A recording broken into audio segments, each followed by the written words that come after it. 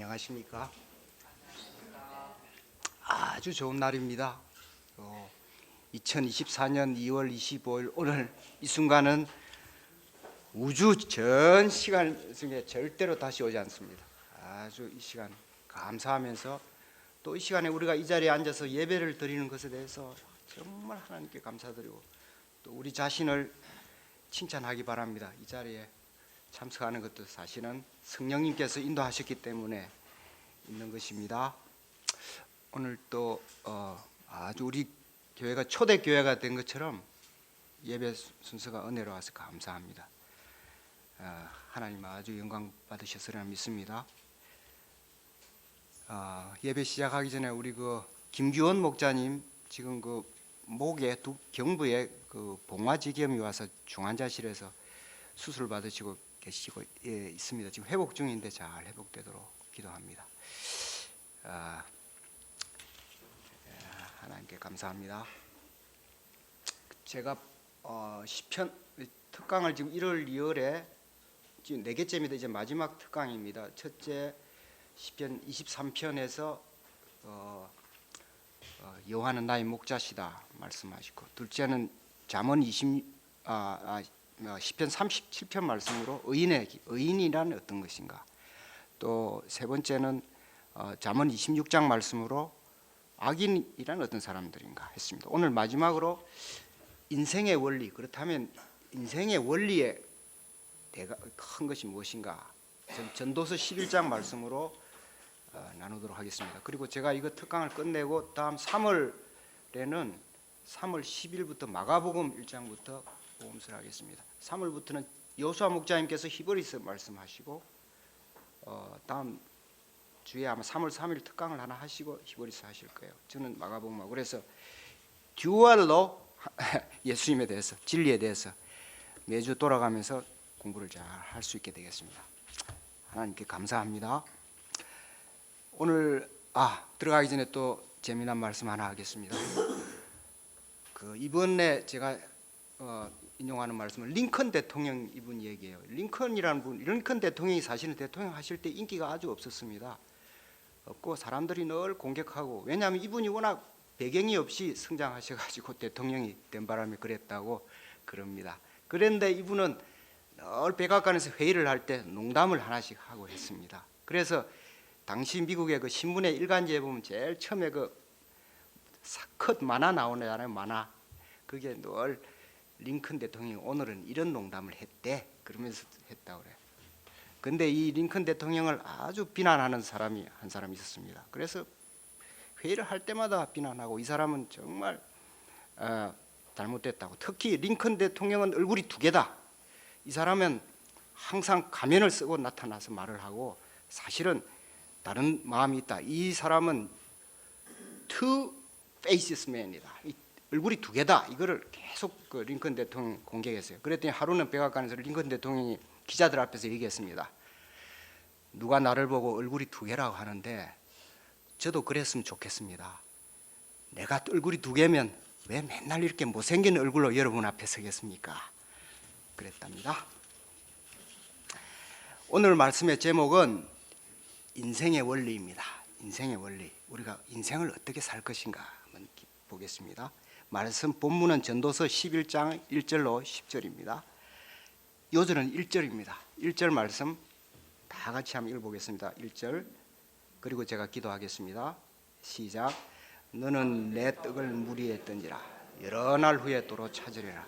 하나님 아버지시여, 이 시간 우리와 이 자리에 함께 하신 줄 믿나이다. 저희를 돌아봐 주시고 저희 심령과 영혼을 살펴주옵소서.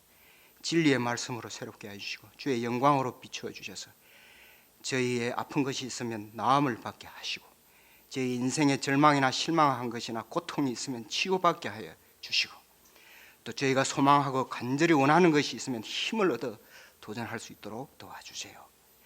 예수님 이름으로 기도합나이다. 아멘. 솔로몬 왕은 BC 10세기 사람입니다. 이분은 왕으로 재위한 것이 BC 970년부터 931년간 한 40년간 유대인의 왕이었습니다. BC 970년부터 931년까지 왕이었어요. 이분은 그 인류 역사에서 아주 대지혜자입니다. 그는 인생의 다양하고 많은 일들을 탐구하고 경험하고 묵상하고 또 그것을 기록을 남겼습니다. 그분은 잠언, 전도서, 아가서 이 아주 놀라운 성경책 3권을 지었는데 하나님께서 그거를 성경으로 다 인정하여서 우리 모든 인류를 솔로몬의 이 성경을 통해서 복을 받도록 하셨습니다. 그 중에서도 이 전도서 말씀은 우리가 읽으면 이 시공을 초월한 그리고 우리의 실제 생활의 인간의 그 차원을 아주 넘나드는 그런 놀라운 지혜와 영성으로 우리를 가르치고 있습니다. 그래서 이 전도서 말씀을 보면 마치 우리가 동양 철학에서 아주 깊다는 노자나 장자 선생님 말씀을 읽는 것과 비슷하다 그런 평가가 있을 정도입니다.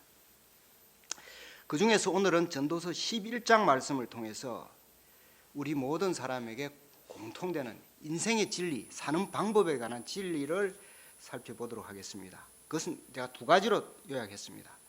하나는 내 떡을 무리에 던져라 하는 것입니다. 인생의 진리 중에 하나, 우리가 살아가는 방법 중 하나, 내 떡을 무리에 던져라. 그리고 2번째는 빛이 아름답다, 즐겁게 살아라 하는 것입니다. 이 2가지가 오늘 전도서에서 말씀하시는 우리 인생에 살아가는 원리라고 보겠습니다. 이 말씀을 나누어서 설명하겠습니다. 주께서 이 시간 이 말씀을 통해 우리를 복주시길 간절히 기도합니다. 제1장 내 떡을 무리에 던져라 1절로 6절 말씀입니다. 내 떡을 무리에 던져라 하는 말씀이에요. 1절을 보십시오. 1절 말씀을 다 같이 한번 읽어보겠습니다. 1절 말씀 시작. 너는 떡을 무리에 던져라. 여러 날 후에 도로 찾으리라. 내 떡을 무리에 던져라. 주님께서는 우리 인생의 기본 원리 하나로 내 떡을 무리에 던져라 말씀하십니다. 떡을 무리에 던지라 하는 것은 사실은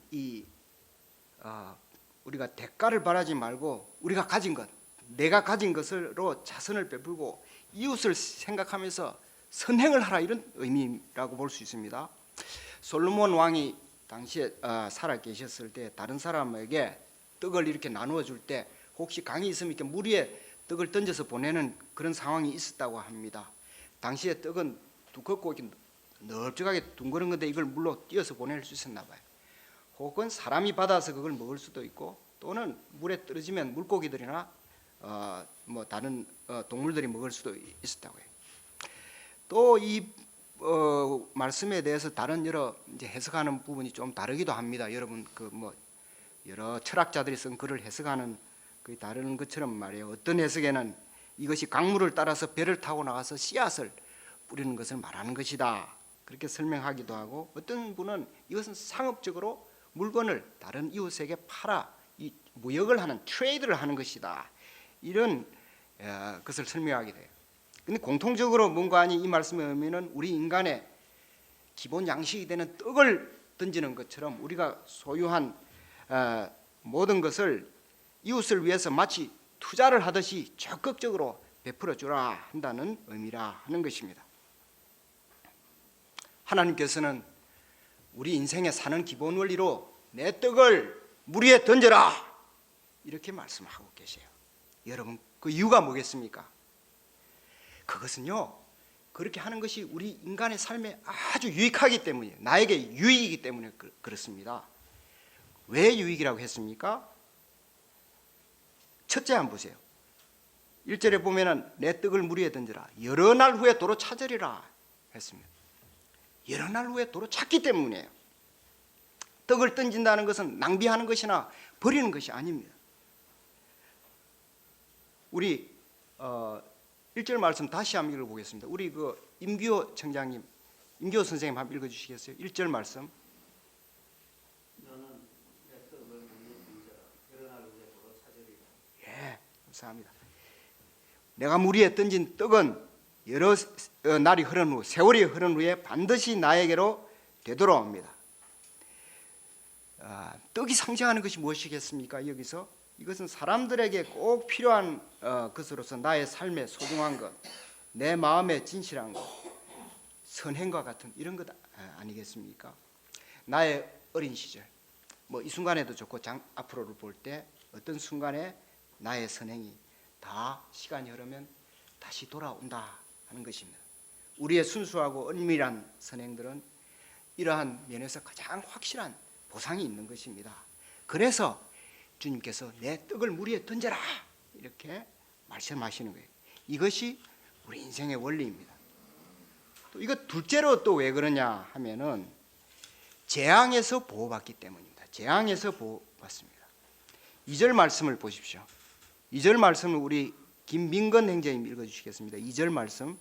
일곱에게나 여덟의 죄 나누어 줄지어다. 무슨 재앙이 땅에 임하는지 너가 알지 못하느니라. 우리 인생을 살아갈 때 이 땅에는 재앙이 많이 있습니다. 재앙이 오갑니다. 우리도 성경 말씀에 보면 재앙이 임하는 거 볼 수 있죠. 고대에 아주 빈번했던 아주 흔한 재앙은 성경에 기록된 재앙들을 보면 첫째는 전쟁입니다. 전쟁의 재앙이 늘 있었고 그 다음에 기근이 오면은 정말 사람들이 이건 뭐 어떻게 할 수가 없었습니다. 이런 재앙들이 옵니다. 오늘날도 보면 우리가 여러분 생각해 보세요. 그 우크라이나 전쟁이 일어난 사람들 한번 보십시오. 이 정말 재앙이에요. 그 백성들이 어떻게 할 수가 없습니다. 아주 그 일상생활 모든 것들이 다 중지되고 이 그냥 나라를 탈출하고자 하는 분도 많고 전쟁에서 피를 흘리고 죽는 사람도 많아요. 이런 재앙이 인생에 올 수가 있습니다. 그런데 내 떡을 물 위에 던지고 8이나 7이나 8 사람들 가능한 많은 사람들에게 내가 이런 떡을 던지는 선행을 할 때 그 재앙에서 우리가 되갚음을 받고 보호를 받는 그런 귀한 결과가 있다 하는 것입니다.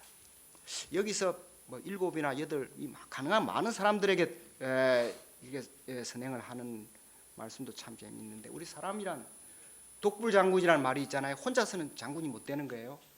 그것처럼 혼자서는 살아가는 것이 아니에요. 7이나 8이나 많은 사람들과 같이 도움을 주고받으면서 사는 것이 인생입니다. 그래서 떡을 던질 때 가급적이면 또 많은 사람들에게 다양한 사람들에게 선행을 하라는 것입니다.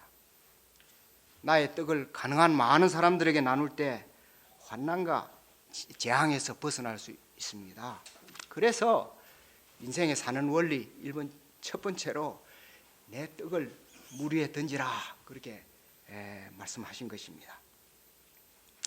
3절로 6절 말씀은 이러한 떡을 던지는 삶에 대해서 추가하면서 우리가 살아가면서 대자연과 인간 생명의 일들을 어떤 자세로 대할 것인가 하는 것을 세부적으로 말씀해 주고 있습니다. 그것도 두 가지로 볼 수 있는데 하나는 적극성입니다. 적극적으로 이런 현상에 대응하라는 거예요.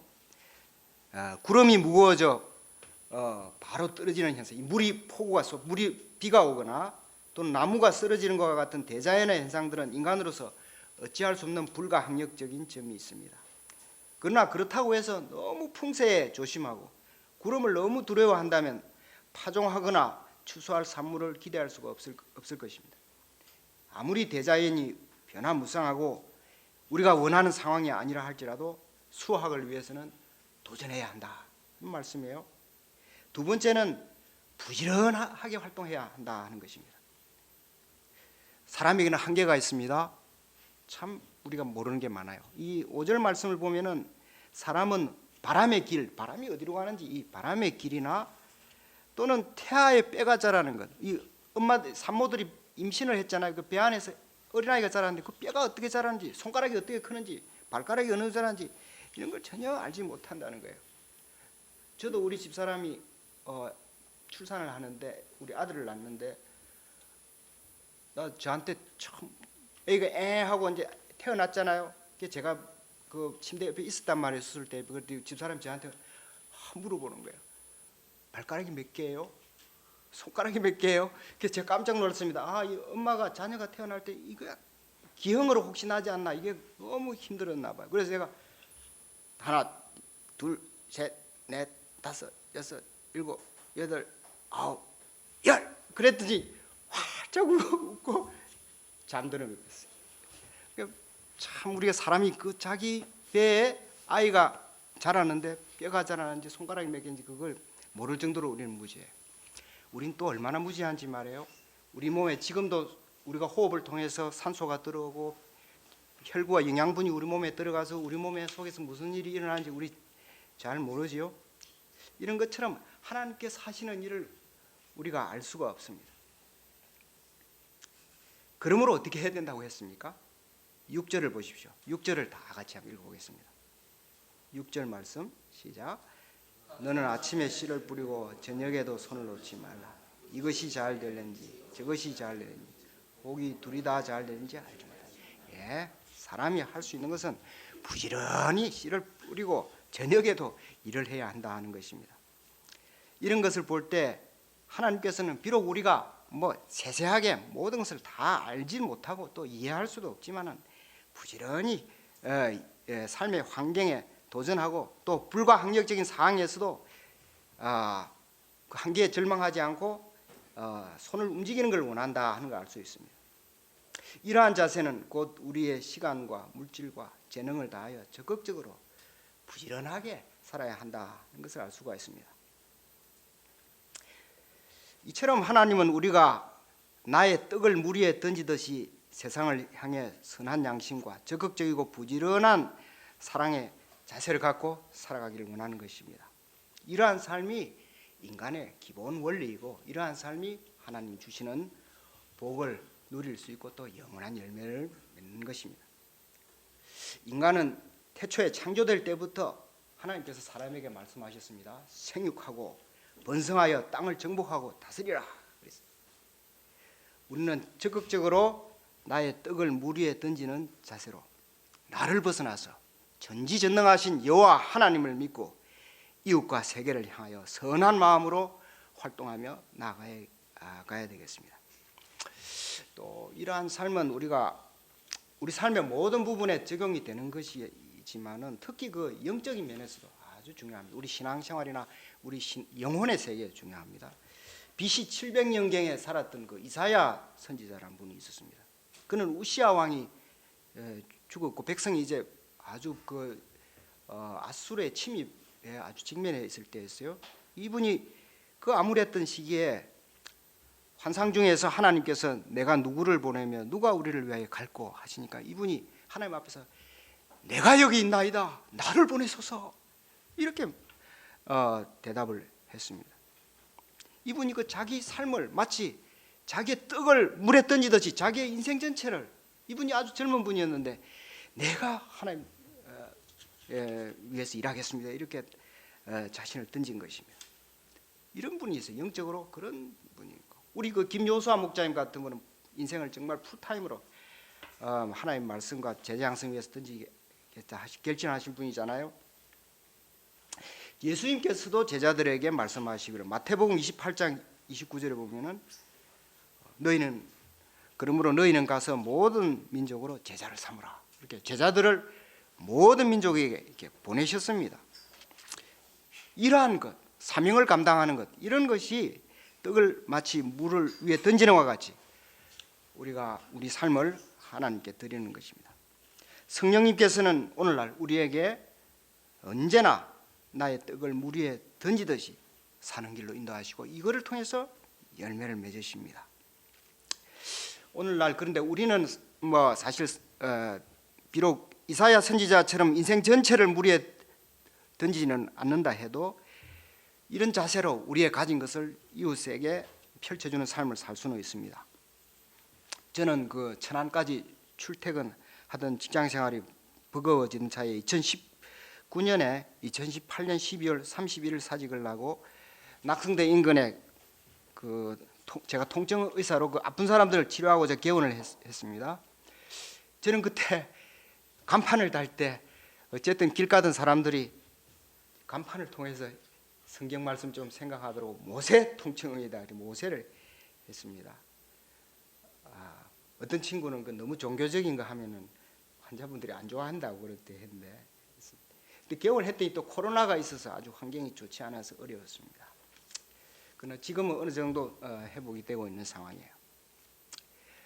우리 목자님들께서는 직장 생활과 또는 우리 형제자매들 공부하는 것 이런 것 하시는데 이것도 기본적으로 떡을 물 위에 던지는 삶이다. 그렇게 볼 수 있습니다. 우리의 삶을 해서 이웃에게 영향을 미치고 선행을 하는 거잖아요. 우리가 이런 것들을 감사와 기쁨으로 적극적으로 부지런하게 잘 감당하면 하늘에 복이 있을 것입니다.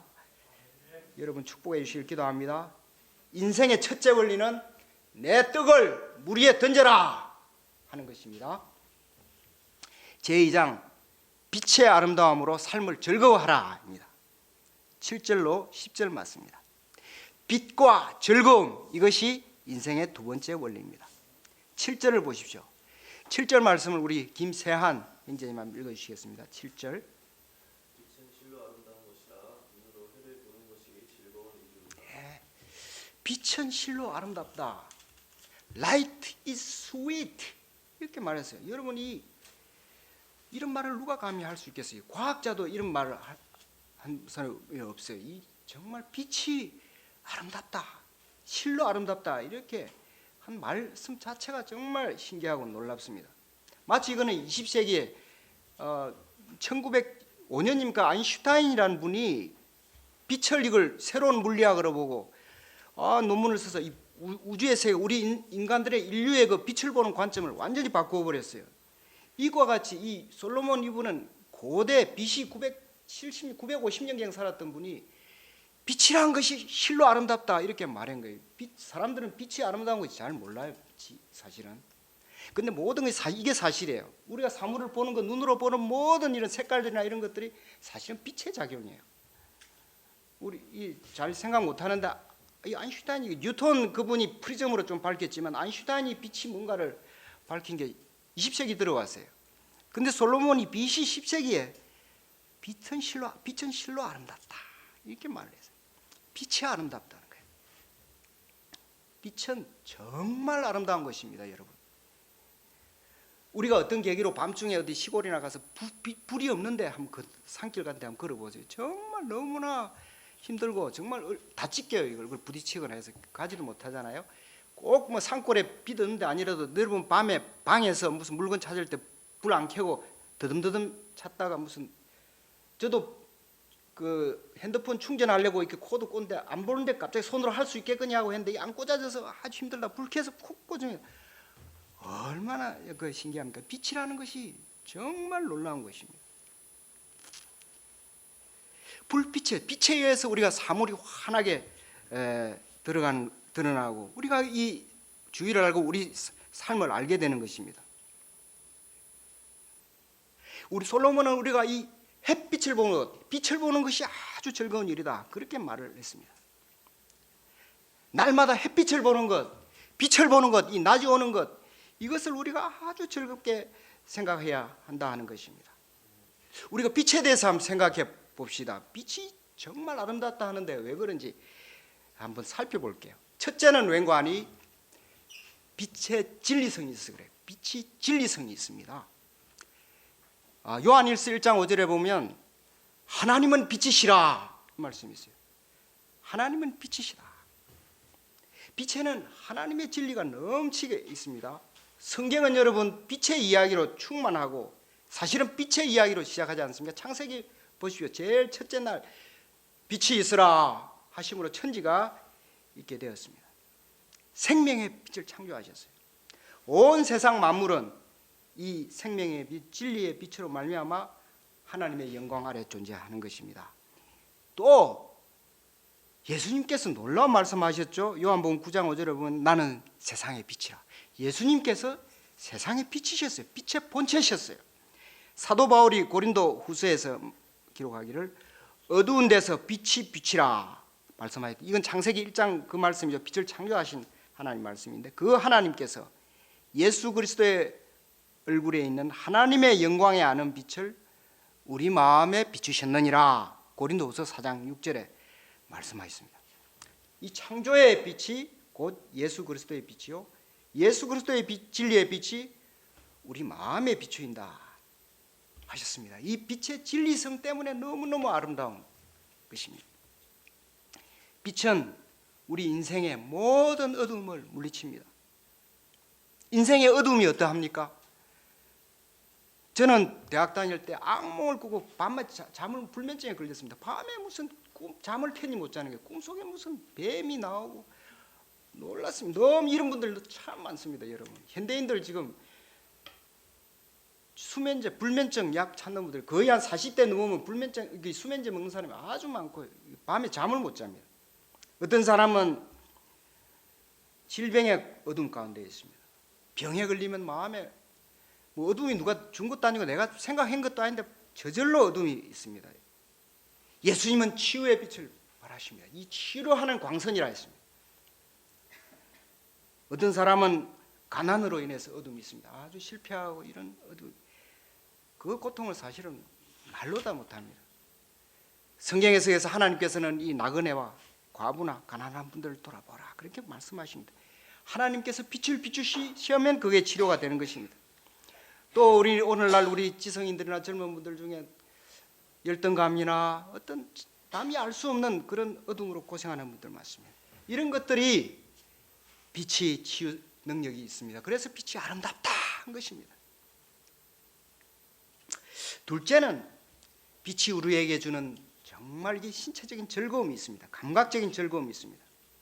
하나님은 넷째 날에 태양과 달과 별과 같은 광명체들을 창조하셨는데 이로부터 우리가 생물학적인 또는 물리학적인 파장에 의해서 우리가 눈으로 빛을 보고 느끼는 어마어마한 즐거움을 누리게 해주셨습니다. 이 빛을 통해서 우리는 사물의 형체를 구별하고 색상을 알게 되었습니다. 또 온갖 형상을 즐기게 되었습니다.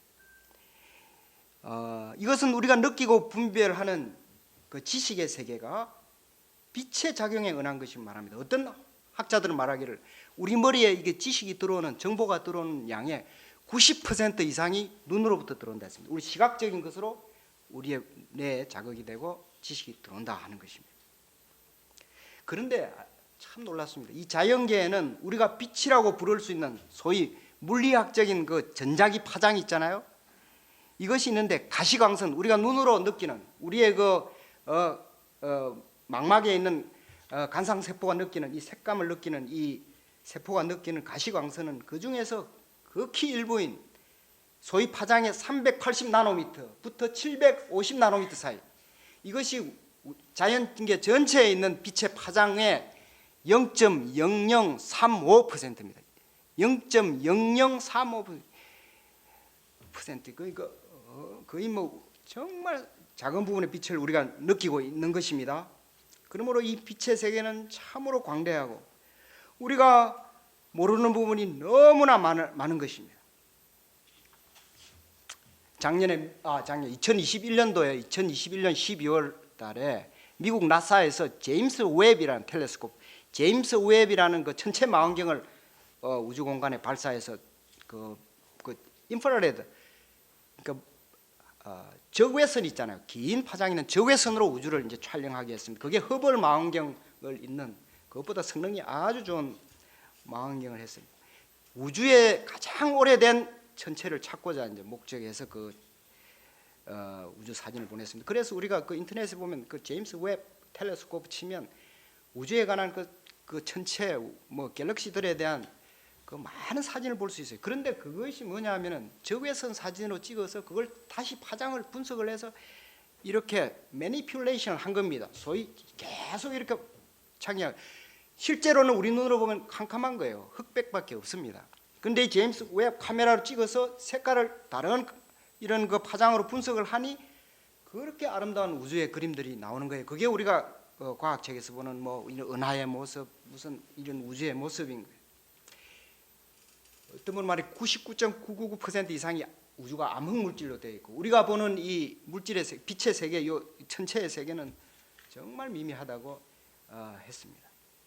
우리가 알지 못하는 세계, 우리가 지식으로 자각할 수 없는 세계가 너무나 많은 것입니다. 빛의 세계가 얼마나 많은, 이 솔로몬 왕께서 이 천재분이 빛의 세계가 아름답다 그렇게 말씀한 거예요. 우리가 지금 이제 그거를 조금 이제 느끼게 되고 있습니다.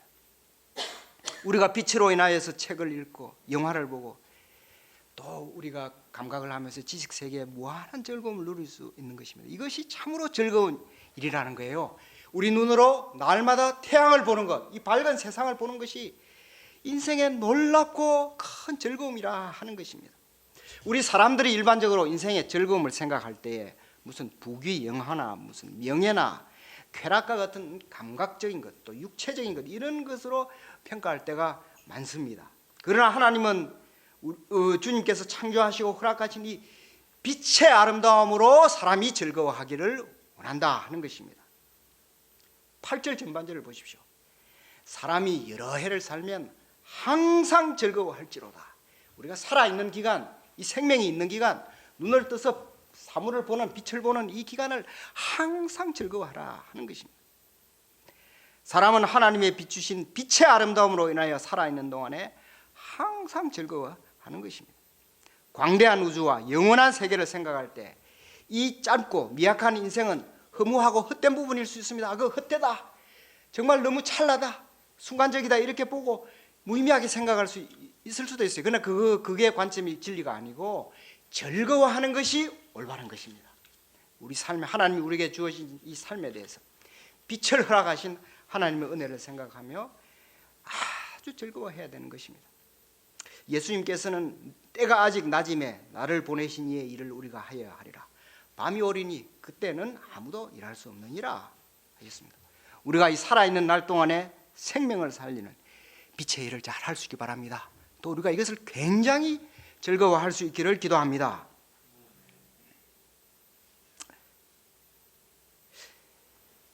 네, 좀 있으면 이제 봄이 되겠죠. 여러분, 꽃이 피고 정말 이 낙성대 앞에 저기 서울대 들어가는 여기 벚꽃 피고 얼마나 아름답습니까? 사람들이 천지개벽 하는데 저 천지개벽입니다.